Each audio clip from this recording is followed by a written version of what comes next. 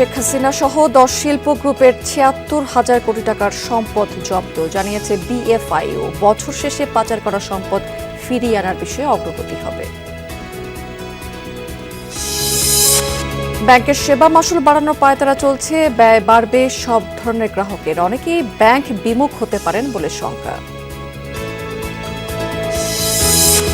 $130 million ইরানি crypto wallet জব্দ করেছে যুক্তরাষ্ট্র। অর্ধশত ব্যক্তি, প্রতিষ্ঠান এবং নৌযানের উপর নিষেধাজ্ঞা আরোপ।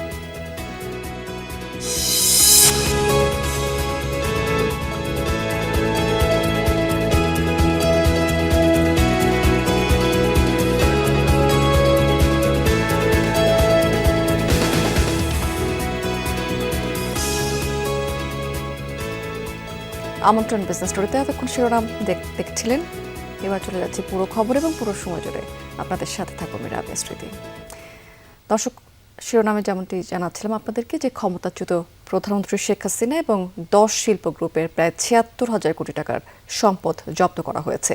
সংবাদ সম্মেলনে এমন তথ্য জানিয়েছেন বিএফআইও এর প্রধান ইখতিয়ার উদ্দিন মোহাম্মদ মামুন। তিনি বলেছেন, এসব ব্যক্তি এবং প্রতিষ্ঠানের দেশের মধ্যে থাকা ৫৭,০০০ কোটি টাকার এবং বিদেশ থেকে ১৯,০০০ কোটি টাকার সম্পদ জব্দ করা হয়েছে। তিনি আরও জানিয়েছেন, দেশ থেকে যে সম্পদ চুরি হয়ে গেছে তা উদ্ধারের চেষ্টা চলছে। বছরের শেষ নাগাদ এই বিষয়ে সুখবর মিলবে। প্রশ্নের জবাবে তিনি আরও বলেছেন যে সন্দেহজনক হলেই ব্যাংক হিসাব ফ্রিজ করা হবে। অন্তর্বর্তীকালীন সরকারের কেউ করে থাকলেও সেটাও সামনে আসবে। অন্তর্বর্তীকালীন সরকারের সময় শেখ হাসিনার পরিবার এবং এস আলম নাবিল বেক্সিমকো সহ 10 শিল্প গ্রুপের অবৈধ সম্পদ অর্জন, কর ফাঁকি এবং অর্থ পাচার খতিয়ে দেখতে যৌথ তদন্ত দল কাজ করছে।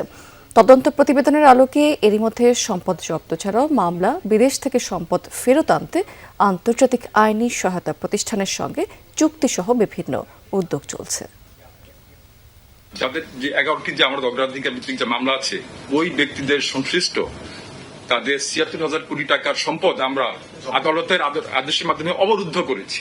তার ভিতরে ৫৭,০০০ কোটি টাকার সম্পদ হলো দেশে অবস্থিত আর ১৯,০০০ কোটি টাকার সম্পদ বিদেশে অবস্থিত। ব্যাংক খাতে সেবা মাশুল বাড়ানোর পায়তারা চলছে। অন্তত 14 ধরনের সেবার উপর নতুন মাশুল আরোপ করতে চায় ব্যাংকাররা। এছাড়া কিছু কিছু ক্ষেত্রে বিদ্যমান সেবার মাশুল বাড়াতে চায়। এই সংক্রান্ত প্রস্তাব বাংলাদেশ ব্যাংকে পাঠিয়েছেন প্রধান নির্বাহীরা। এটি কার্যকর হলে ব্যয় বাড়বে সব ধরনের গ্রাহকের।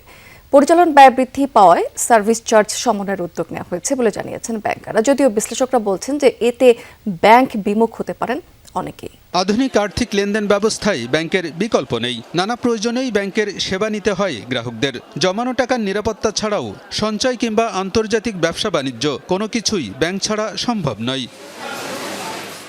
কিছু সেবার বিনিময়ে নির্দিষ্ট ফি বা মাশুল নিয়ে থাকে ব্যাংক, আবার কিছু সেবা বিনামূল্যেও দিয়ে থাকে। তবে হিসাব রক্ষণাবেক্ষণ, ঋণ প্রসেসিং ফি, সচ্ছলতা সনদ এবং পে অর্ডার ইস্যুর মাশুল বাড়াতে চায় ব্যাংকাররা।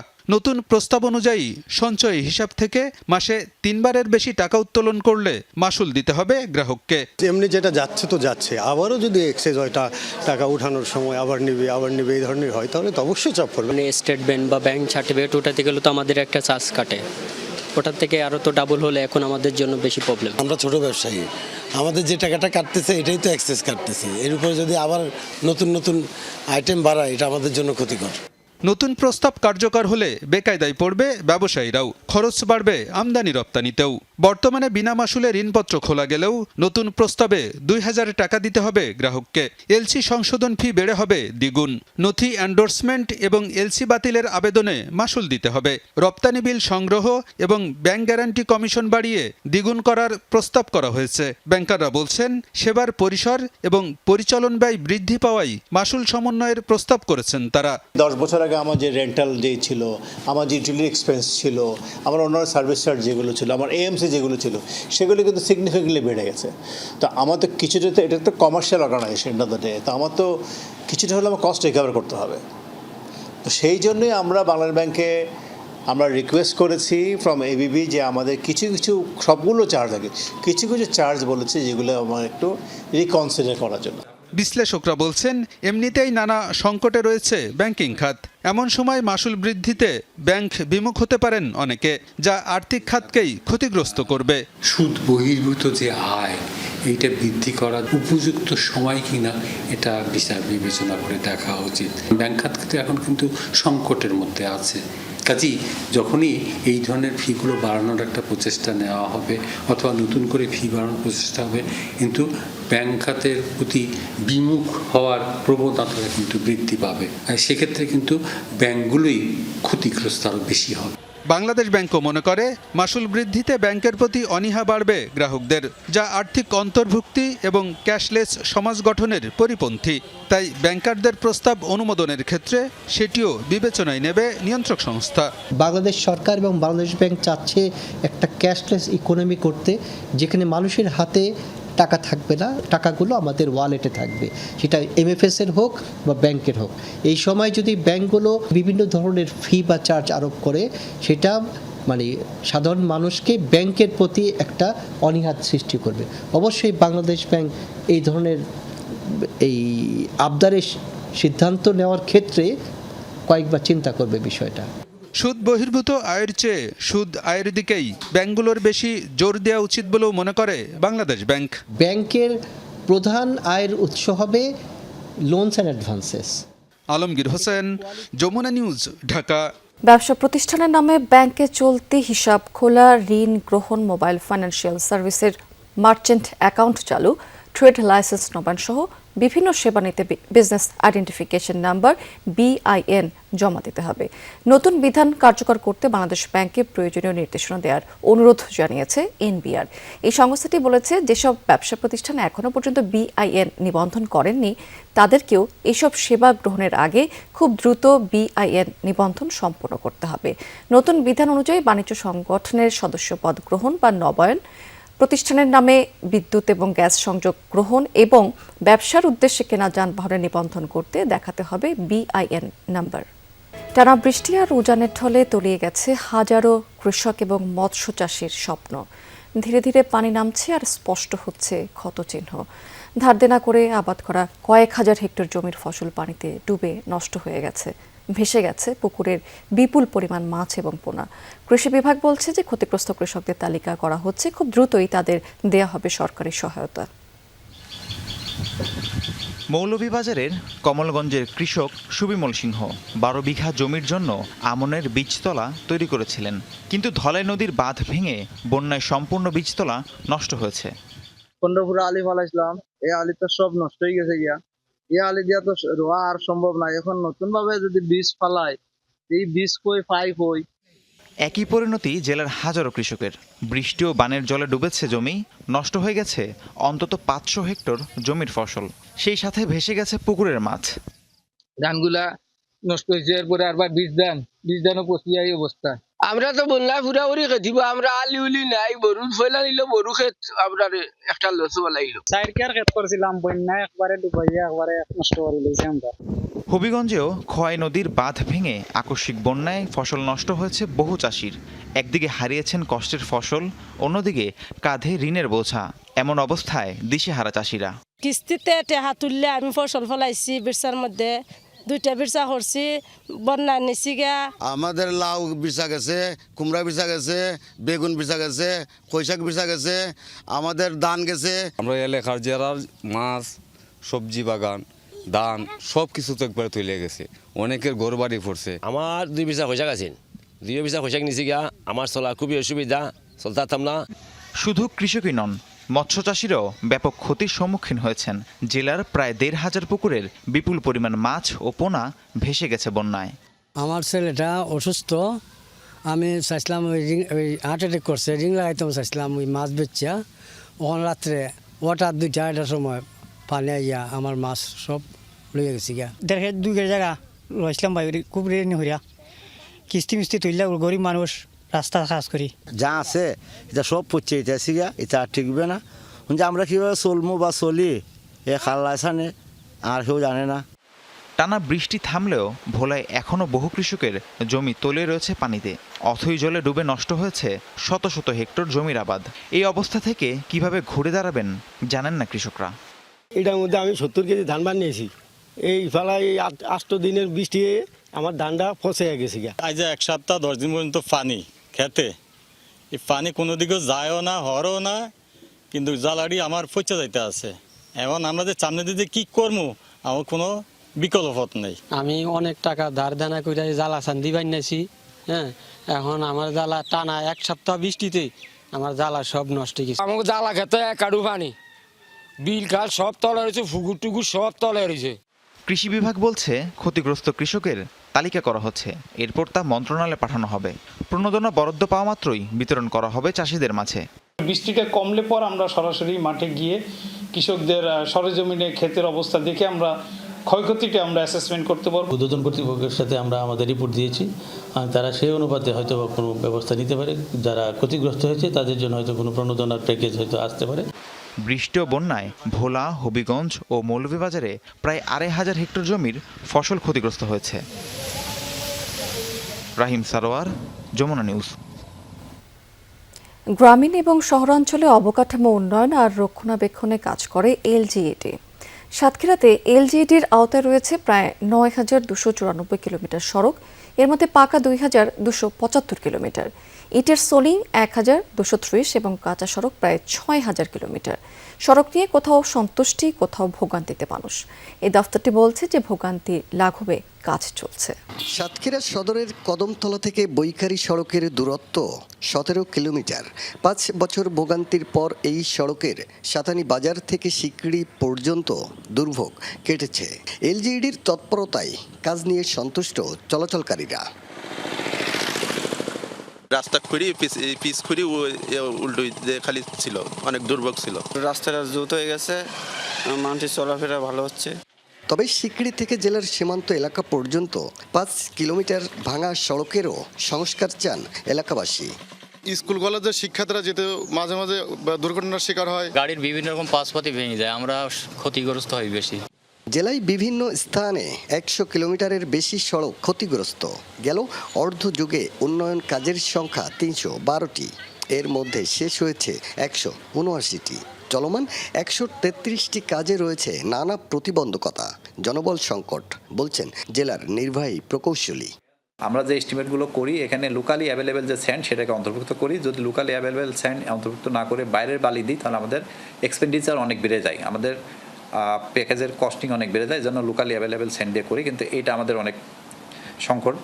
এদিকে কুশখালী ইউনিয়ন পরিষদ থেকে মৃগীডাঙ্গা বাজার সড়কে সংস্কার কাজে নিম্নমানের সামগ্রী ব্যবহারের অভিযোগ তোলেন স্থানীয়রা। পরে ঘটনাস্থলে গিয়ে তদন্ত করা হলেও সত্যতা মেলেনি।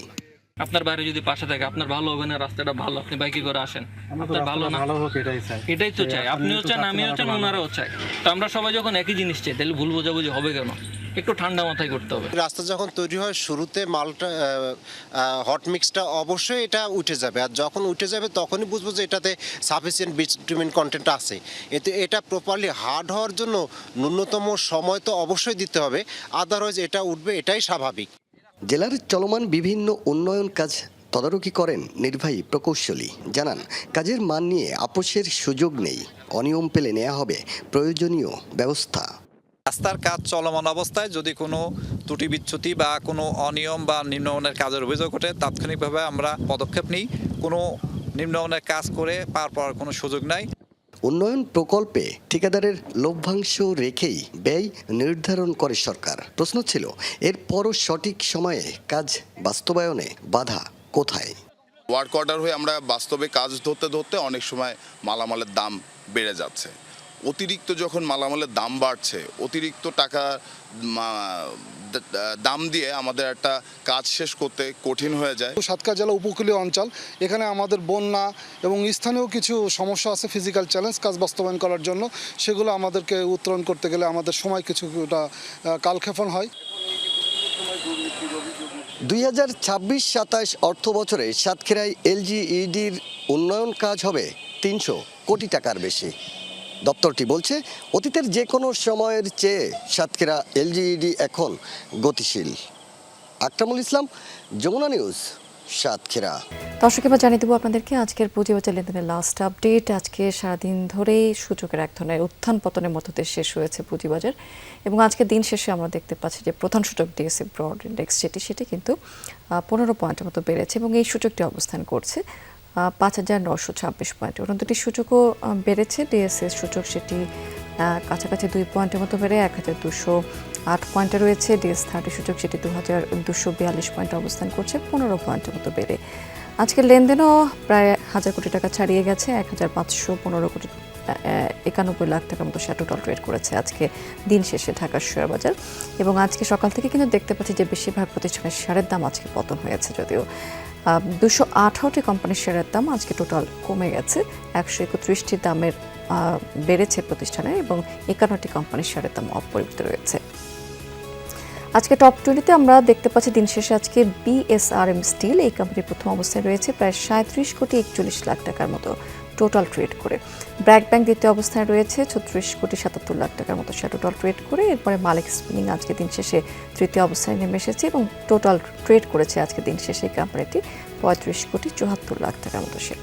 লাফার্স হোলসিম এটি চতুর্থ অবস্থানে আছে এবং বাংলাদেশ শিপিং কর্পোরেশন পঞ্চম অবস্থায় রয়েছে। চট্টগ্রাম শেয়ার বাজার, সেখানেও কিন্তু আজকে ঢাকার শেয়ার বাজারের মতোই সকাল থেকে উত্থান দেখতে পাচ্ছি সূচকে। সার্বিক সূচক আজকে দিন শেষে আমরা দেখতে পাচ্ছি 91 পয়েন্টের মতো বেড়েছে এবং 15,869 পয়েন্টের সূচকটি অবস্থান করছে। আজকে সিএসসি কিন্তু টোটাল ট্রেড করেছে 32 কোটি 17 লাখ টাকার মতো এবং আজকে সকাল থেকে এই সিএসসিতে ট্রেড হয়ে গেছে 256টি প্রতিষ্ঠানের। এর মধ্যে এখানেও যদিও 101টি কোম্পানির শেয়ারের দাম বেড়েছে, 125টির মতো প্রতিষ্ঠানের শেয়ারের দামের পতন হয়েছে এবং 30টি কোম্পানির শেয়ারের দাম অপরিবর্তিত রয়েছে। দর্শক, এই ছিল আমার হাতে পুঁজিবাজারের লাস্ট আপডেট। আমরা আন্তর্জাতিক প্রসঙ্গে চলে যাচ্ছি। মধ্যপ্রাচ্য জুড়ে শত শত সামরিক বিমান এবং 20টিরও বেশি যুদ্ধজাহাজ মোতায়েনের মধ্য দিয়ে ইরানের জন্য হরমুজ প্রণালী ঘিরে ফের কার্যকর করা হয়েছে মার্কিন অবরোধ। কেবলমাত্র ইরান এবং তার মিত্রদের জন্য গুরুত্বপূর্ণ জলপথটি বন্ধের পাশাপাশি টোল আদায়ের সিদ্ধান্ত থেকে সরে আসার ঘোষণা দিয়েছেন মার্কিন প্রেসিডেন্ট। এদিকে সংঘাত এবং অবরোধ অব্যাহত থাকলে টার্গেট করা হবে ওয়াশিংটন এবং তাদের মিত্রদের ব্যবহৃত জ্বালানি রফতানির রুটগুলোকে। হুঁশিয়ারি ইরানের বিপ্লবী গার্ড IRGC-র। ইরানকে কোণঠাসা করতে আবারও হরমুজ প্রণালীতে কার্যকর হলো মার্কিন অবরোধ। ইরানি বন্দর ও উপকূলীয় এলাকায় যাতায়াতকারী নৌযান ঠেকাতে 20টিরও বেশি মার্কিন যুদ্ধজাহাজের পাশাপাশি মধ্যপ্রাচ্য জুড়ে মোতায়েন রয়েছে শত শত সামরিক বিমান। সোশ্যাল হ্যান্ডেল এক্সে অভিযানের ভিডিও পোস্ট করে মার্কিন সেন্টকম জানায়, টানা 7 ঘন্টার অভিযানে ইরানের নৌ সক্ষমতা ও উপকূলীয় প্রতিরক্ষা ব্যবস্থা লক্ষ্য করে নিখুঁত হামলা চালিয়েছে ওয়াশিংটন। নৌ অবরোধ কার্যকর হলেও ঘোষণার একদিনের মাথায় হরমুজের টোল আদায়ের সিদ্ধান্ত থেকে সরে গেছেন মার্কিন প্রেসিডেন্ট। এর পরিবর্তে উপসাগরীয় দেশগুলোর কাছ থেকে নিরাপত্তা ব্যয়ের অর্থ আদায় করতে চান তিনি। কয়েকটি দেশ $1 মিলিয়ন বিনিয়োগ করতে চায় বলেও দাবি করেন মার্কিন প্রেসিডেন্ট। বহু বছর ধরে আমরা নিঃস্বার্থভাবে এই অঞ্চলটির নিরাপত্তায় কাজ করছি, বিনিময়ে কিছুই নিচ্ছি না। বিষয়টি অনৈতিক মনে হয়। আমি সুরক্ষা ব্যয়ের অর্থ ফেরত চাই। উপসাগরীয় কয়েকটি দেশের প্রভাবশালীরা জানিয়েছেন তারা যুক্তরাষ্ট্রে $1 মিলিয়ন বিনিয়োগ করতে চান। পাল্টা হুঁশিয়ারি এসেছে ইরানের বিপ্লবী গার্ড IRGC-র পক্ষ থেকেও। যুক্তরাষ্ট্রের সব অশুভ তৎপরতা শেষ না হওয়া পর্যন্ত বন্ধ থাকবে হরমুজ। নিজেদের অক্ষমতা ঢাকতেই ইরানে হামলা চালিয়েছে যুক্তরাষ্ট্র, দাবি IRGC-র। অন্যদিকে শিপ ট্র্যাকিং ওয়েবসাইট কেপলারের তথ্য অনুযায়ী মঙ্গলবার প্রায় 20 লাখ ব্যারেল জ্বালানি নিয়ে হরমুজ অতিক্রম করেছে ইরান সংশ্লিষ্ট অন্তত 11টি জাহাজ। সাবরিনা নুসরাত, যমুনা নিউজ।